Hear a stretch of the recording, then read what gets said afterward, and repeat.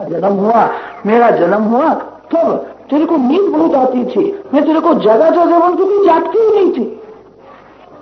12 बजे मेरा जन्म हुआ, रात भर मैं अंधेरे में खेलता था, सवेरे 5 बजे के बाद तू उजागी, मेरे को जो अंधेरे में मैं गोरा था। रात्रि में किसी ने मेरे सामने देखा नहीं, सब लोग सो गए थे। यशोदा मैया विचार करती है, कन्हैया बोलता है बात सत्य है, 12 बजे तक हम सब लोग जागते थे, फिर तो सभी को नींद आ गई। लाला का जन्म हुआ, मेरे को बराबर खबर भी नहीं पड़ी। कन्हैया सच बताना, तेरा जन्म तेरे को याद आता है? बाल कृष्ण ने माँ के कान में कहा है, मैया किसी को कहना नहीं। एक गिरिराज की गुफा में एक बड़े भारी महात्मा रहते हैं, वर्ष में एक ही बार बाहर आते हैं, वो मेरे गुरु है। मेरे को उन्होंने एक मंत्र दिया है, मैं मंत्र जपता हूँ, मंत्र की एक माला करता हूँ तो मेरा जन्म मेरे को याद आने लगता है। मंत्र की मैं 2 माला करता हूँ तो तेरा जन्म मेरे को याद आने लगता है। मंत्र की 3 माला करता हूँ तो फिर तेरे बाप का भी जन्म मेरे को याद आ जाता है। कि मेरे बाप का जन्म तेरे को कैसे याद आता है? मैं मंत्र जपता हूँ, मेरे गुरु ने मेरे को मंत्र दिया। यशोदा मैया बड़ी भोली, जो सरल हृदय है उसी के हृदय घर गोद में भगवान खेलते हैं। कपट करने वाले से भगवान दूर रहते हैं। जो मानव के साथ कपट करता है वो कभी भगवान के साथ भी कपट करेगा। मां को समझा दिया, मेरे गुरु ने मेरे को मंत्र दिया है। यशोदा मां सभी को कहती है मेरी भूल हो गई। रात्रि में 12 बजे के बाद लाला का जन्म हुआ, रात भर अंधेरे में खेलता था, किसी ने उसके सामने देखा नहीं, सब सो गए थे। दक्षिण भारत में ज्ञानेश्वर महाराज हुए, 16 वर्ष के थे, गीता जी के ऊपर भाष्य लिखा। ज्ञानेश्वर महाराज ने कोई विषय छोड़ा ही नहीं है, कुछ बाकी रखा नहीं है, गीता जी के ऊपर भाष्य लिखा है। श्री कृष्ण श्याम क्यों है? ज्ञानेश्वर महाराज बड़े ज्ञानी हैं, उन्होंने ऐसा वर्णन किया है, जीव ईश्वर से दूर खड़ा है, जो दूर से दर्शन करता है उसको भगवान में श्यामता दिखती है। ज्ञानी भक्त भगवान के चरण में जाते हैं, अति समीप में जाते हैं, भगवान के साथ एक हो जाते हैं। ज्ञानी भक्तों के लिए भगवान प्रकाशमय है। जो जीव भगवान का दर्शन दूर से करता है उसको ऐसा लगता है श्रीअंग मेघ के जैसा श्याम है, इसलिए भगवान श्याम दिखते हैं। ज्ञानी भक्त भगवान के चरण में रहते हैं, एक रूप हो जाते हैं। दक्षिण भारत में श्री एकनाथ महाराज हुए, भागवत के ऊपर टीका लिखी है। एकनाथ महाराज का चरित्र बहुत दिव्य, ज्ञानी तो है, भक्त हृदय है। श्री कृष्ण प्रेम में उनका हृदय पिघला हुआ ही रहता था, देह का जगत का भान नहीं, बहुत थोड़े समय तक देहभान में आते थे। एकनाथ महाराज ने वर्णन किया है श्री कृष्ण श्याम क्यों है? मानव का हृदय काला होता है, शास्त्रों में वर्णन है, काम काला है, क्रोध लाल है और लोभ पीला है। लोभ मन में आता है तब आंख में पीला सा जाती है, क्रोध आने पर आंख लाल हो जाती है। क्रोध का रंग लाल है और काम का रंग काला है। काम हृदय में होता है, मानव का हृदय काला ही होता है, हृदय में काम है। जो श्री कृष्ण का ध्यान करता है, प्रेम से बाल कृष्ण की पूजा करता है, हरे कृष्ण कीता है। जो परमात्मा के साथ प्रेम करता है उसके हृदय की कालाश को भगवान खींच लेते हैं। भक्त हृदय की कालाश भगवान फेंक देते नहीं है, अपने श्रीअंग में रखते हैं। इसीलिए मालिक का श्रीअंग थोड़ा श्याम हुआ।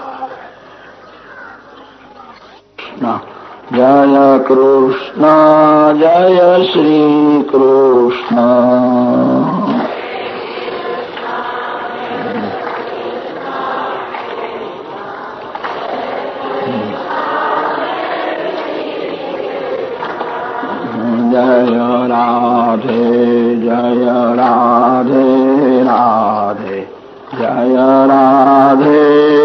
जय श्री राधे।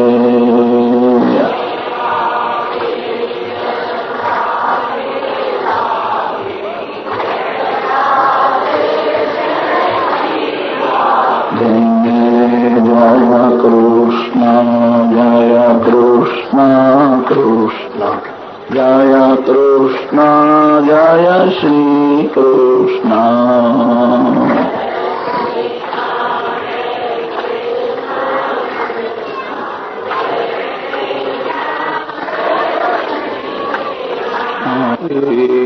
गोमती गंगा मैया की जय।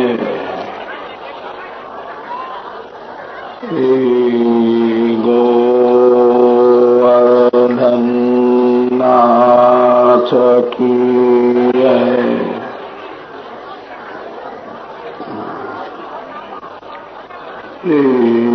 गिरिराज धरण की जय।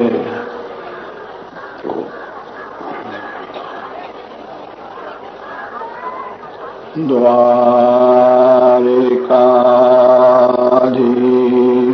की जय।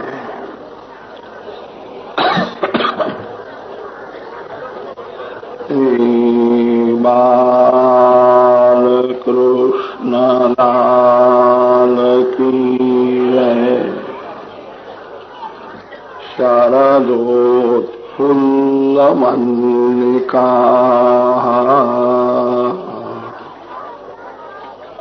वीक्षयन्तु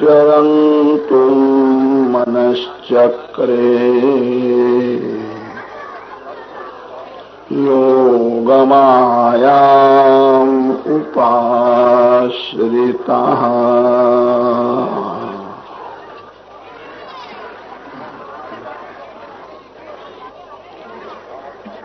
परमात्मा श्री कृष्ण का नाम स्वरूप भागवत शास्त्र है।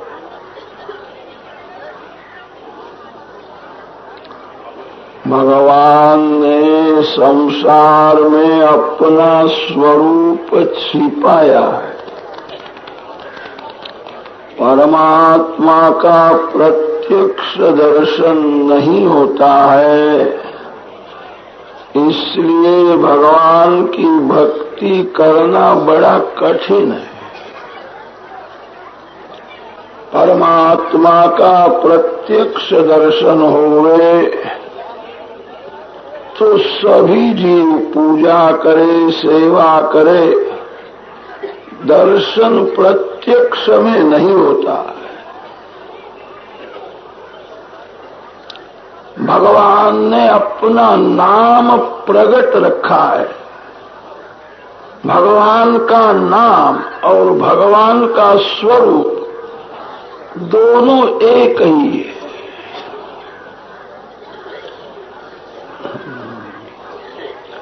भगवान का स्वरूप जल्दी दिखता नहीं है। कदाच किसी को दर्शन होवे, उस स्वरूप को कोई पकड़ सकता नहीं। आप नाम को पकड़ सकते हो। जहाँ नाम है वहाँ भगवान को प्रकट होना ही पड़ता है। जगत भगवान के अधीन है और भगवान नाम के अधीन है।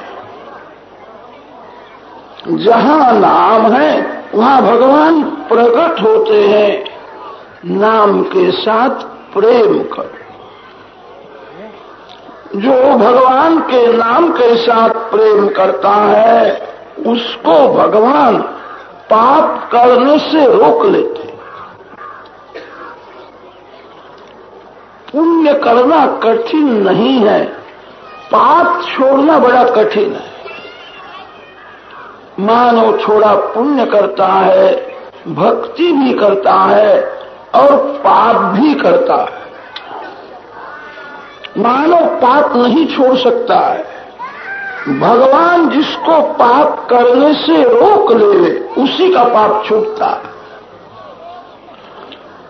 करने में जीव स्वतंत्र है, पाप छोड़ने में जीव परतंत्र है। भगवान के नाम के साथ प्रेम करो, नाम का ध्यान करो, नाम का स्मरण करो, नाम का जप करो। भगवान आपको पाप करने से रोक देंगे।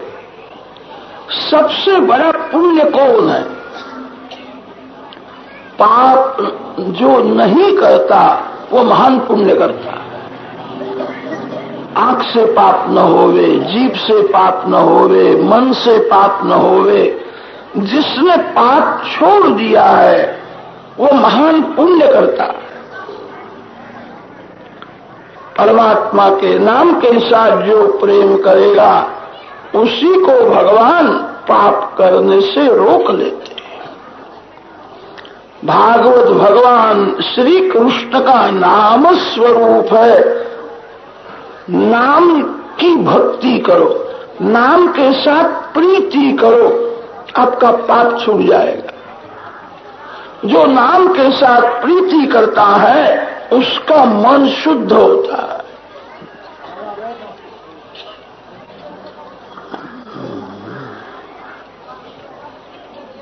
जिसका मन अति शुद्ध है, अति शुद्ध मन भगवान में मिल जाता है।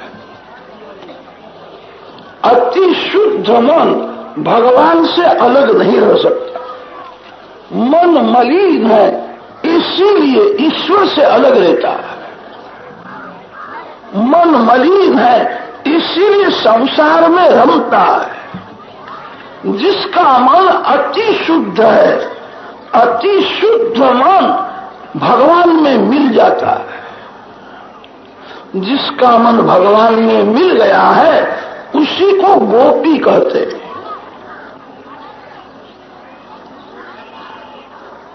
मन जब मिलेगा तब भगवान में ही मिलने वाला है। संसार के किसी जड़ वस्तु में आज तक किसी का भी मन मिला नहीं। मन संसार में घूमता है, थोड़ा समय वहां रहता है, वहां से हट जाता है। ये फूल अभी सुंदर लगता है, मन वहां जाएगा, मन फूल में मिलता नहीं है। थोड़ा समय वहां रहेगा, फूल सूख जाता है तो मन वहां से हट जाएगा। मन जब मिलेगा तब भगवान में ही मिलने वाला है। संसार के विषयों में मन मिलता नहीं है, मन फंस जाता है। व्यवहार में भी लोग ऐसा ही बोलते हैं, इसका मन फंस गया है। मन मिल गया ऐसा नहीं बोलते। मन भगवान में ही मिलता है। घर के लोगों को मन देने की क्या जरूरत है? मन भगवान को देना चाहिए। किसी भी मानव को आपके मन की जरूरत नहीं है। मानव तो आपका धन मांगता है, मानव आपका तन मांगता है, भगवान मन मांगते हैं। भगवान को धन की जरूरत नहीं है। भगवान लक्ष्मीपति है। परमात्मा जीव के पास मन मांगते। मानव की भूल यही है, मानव अपना मन भगवान को नहीं देता है, मन स्त्री को देता है, पुरुष को देता है। परिणाम में दुखी होता है। मानव ऐसा दुबला है, मानव अपने मन को भी नहीं संभाल सकता तो दूसरे के मन को क्या संभालेगा? मन किसी स्त्री को देना नहीं, मन किसी पुरुष को देना नहीं। घर के लोग मन मांगते भी नहीं। घर के लोग तो तन और धन मांगते हैं। किसी मानव को मन देने की जरूरत नहीं है। मन भगवान को दो, एक दिन मन भगवान में मिल जाएगा। दूध में शक्कर डालो तो मिल जाती है। दूध में पत्थर डाल करके दूध को कोई गर्म करे, कभी पत्थर दूध में मिलता नहीं। दूध और शक्कर दोनों सजातीय तत्व है। दूध में मिठास है और शक्कर में भी मिठास है। सजातीय सजातीय में मिल जाता है। पत्थर में मिठास नहीं है, इसीलिए पत्थर कभी दूध में नहीं मिलता है। मन संसार में कभी मिलता नहीं, संसार जड़ है। मन संसार के जैसा जड़ नहीं है। मन एक क्षण में अनेक देश में जाता है। मन अर्ध चेतन है। मन संसार में मिलता नहीं है, मन संसार में फंसता है। मन जब मिलेगा तो भगवान में ही मिलने वाला है। जिसने अपना मन भगवान को दिया है, जिसका मन भगवान में मिल गया है, उसी को गोपी कहते हैं। रासलीला भागवत का फल है। रासलीला में स्त्री और पुरुष के मिलन की कथा नहीं है, शुद्ध जीव और ईश्वर के मिलन की यह कथा है। गोपी शब्द सुनने के बाद बहुत से लोगों को स्त्री का शरीर दिखता है। गोपी का स्वरूप स्त्री शरीर के जैसा है। गोपी में स्त्रीत्व नहीं है। जिसको संस्कृत भाषा का ज्ञान है वो भागवत के श्लोकों से समझ सकता है। गोपी में स्त्रीत्व नहीं है। सुखदेव जी महाराज वर्णन करते हैं, जहुर गुणमयम देहम सद्य प्रक्षीण बंधना। गुणमयम देहम जहुर।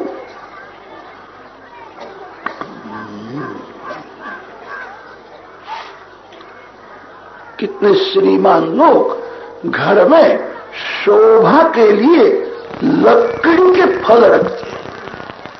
लकड़ी से बना हुआ आम रखते हैं, करेला रखते हैं। दूर से देखने पर ऐसा लगता है केला ही है, ये करेला है। आकार तो केले के जैसा, केले के जैसा दिखता है। लकड़ी से बना हुआ जो करेला है उसमें कड़वाश नहीं है। गोपी का स्वरूप स्त्री शरीर के जैसा है। गोपी में स्त्रीत्व नहीं है। स्त्रीत्व और पुरुषत्व की जब पूर्ण विस्मृति होती है तभी गोपी भाव जागता है। आत्मा पुरुष नहीं है, आत्मा स्त्री नहीं है। स्त्रीत्व पुरुषत्व देह के भाव है। आत्मा परमात्मा का अंश है। भगवान की भक्ति ऐसी करो, आपको कभी याद आएगी कि मैं स्त्री। जो स्त्रीत्व पुरुषत्व को भूल जाता है उसी को गोपी भाव जागता है। गोपी शुद्ध जीव है। गोभि पिबती इति गोपी।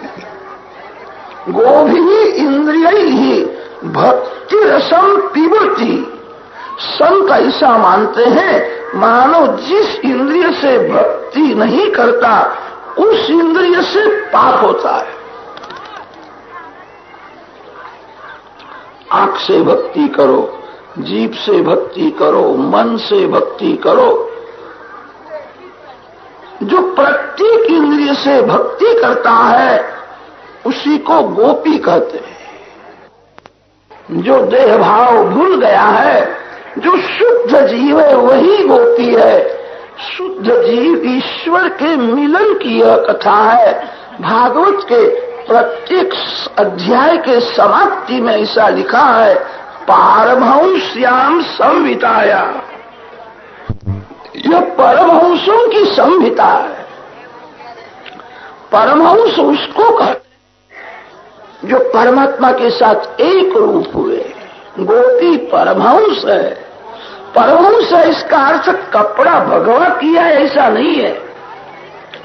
प्रेम संन्यास वस्त्र संन्यास से भी श्रेष्ठ है। जो परमात्मा के साथ अतिशय प्रेम करता है। प्रेम जब बहुत बढ़ जाता है तो प्रेम और प्रेमी और प्रियतम दोनों एक हो जाते हैं। साधारण प्रेम में प्रेमी और प्रियतम ऐसा भेदभाव होता है। साधारण प्रेम में मैं और तू ऐसा द्वैत होता है। प्रेम जब बहुत बढ़ जाता है तो मैं तू में मिल जाता है, फिर मैं तू से अलग नहीं रहता है। साधारण भक्ति में भक्त और भगवान ऐसा भेदभाव होता है। भक्ति जब अति से बढ़ जाती है तब भक्त भगवान से अलग नहीं रहता है, फिर दोनों एक हो जाते हैं। अति से भक्ति बढ़ती है तब भेद का विनाश होता है। वेदांत के ग्रंथों में भेद का निषेध किया है और भक्ति शास्त्र में भेद का विनाश किया है।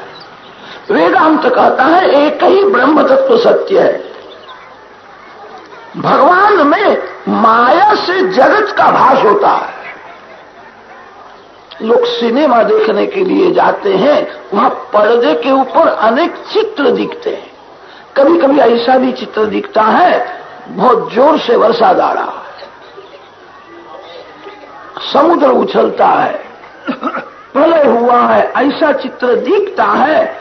वो पर्दे का एक धागा भी गीला नहीं होता है, वो कोरन कोरा ही रहता है। कभी ऐसा भी चित्र दिखता है हनुमान जी लंका जलाते हैं, सब जल रहा है, चित्र तो दिखता है, वो पर्दे का एक धागा भी नहीं जलता है। ज्ञानी पुरुषों का ब्रह्म प्रकाशमय, सर्वाधार, सर्वाधिष्ठान, सर्व साक्षी चेतन है। उस चेतन ब्रह्म तत्व में माया से जगत का भास होता है। एक ही परमात्मा सत्य है। पर्दे के ऊपर जिस प्रकार चित्र दिखते हैं, माया से भगवान में यह संसार दिखता है। जो दृश्य है उसका नाश होता है, दृष्टा का नाश कभी नहीं होता। ज्ञान मार्ग में भेद का निषेध बताया है और भक्ति मार्ग में भक्ति से भेद का विनाश बताया। दोनों का लक्ष्य एक है, साधन में थोड़ा फेर है। जीव भगवान से अलग हुआ है, परमात्मा को मिलना है, भगवान के साथ एक होना है। भागवत के श्लोकों से सिद्ध होता है गोपी स्त्री नहीं है, गोपी परमहंस है। पतिसुतान्वय भ्रातृ बांधवान अति विलंघ्यतेच्युतागता। परमात्मा के लिए जो सबका त्याग करता है उसको परमहंस कहते हैं। श्री श्रीधर स्वामी ने अपनी टीका में लिखा है निवृत्ति परेयम पंचाध्यायी। निवृत्ति धर्म का फल है जीव और ईश्वर दोनों का मिलन। प्रवृत्ति धर्म का फल है काम। मानव जितनी प्रवृत्ति करता है प्रायः काम सुख भोगने के लिए करता है। प्रवृत्ति धर्म का फल है काम और निवृत्ति धर्म का फल है राम, परमात्मा को मिलना है। गोपी परमहंस है, शुद्ध जीव ईश्वर के मिलन की यह कथा है। किसी स्त्री पुरुष के मिलन की कथा सुखदेव जी महाराज गंगा किनारे करने के लिए नहीं बैठे। रासलीला का मुख्य श्रोता परीक्षित है, थोड़े समय में जिसका मरण होने वाला है, जिसका मरण समीप में है, उसको श्रृंगार की काम सुख की बातें अच्छी लगती है। यह अलौकिक दिव्य लीला है। रासलीला में जिसको काम की वास आती है उसकी बुद्धि बिगड़ी हुई है, उसने सत्संग नहीं किया है। गंगा किनारे सुखदेव जी महाराज कथा करते हैं। सुखदेव जी महाराज केवल ब्रह्म ज्ञानी है ऐसा नहीं है। सुखदेव जी महाराज की ब्रह्म दृष्टि स्थिर हो गई है। ब्रह्म ज्ञानी होना बड़ा कठिन नहीं है, ब्रह्म दृष्टि स्थिर करना बड़ा कठिन है।